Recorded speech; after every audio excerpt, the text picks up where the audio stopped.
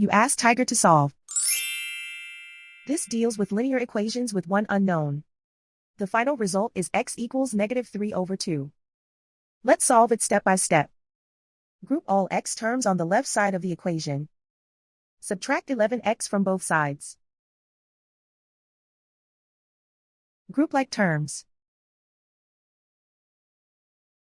Simplify the arithmetic.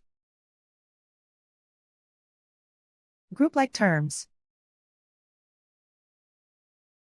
Simplify the arithmetic. Group all constants on the right side of the equation.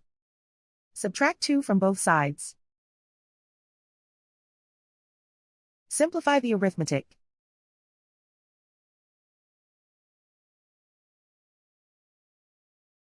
Isolate the x. Divide both sides by 2. Simplify the fraction.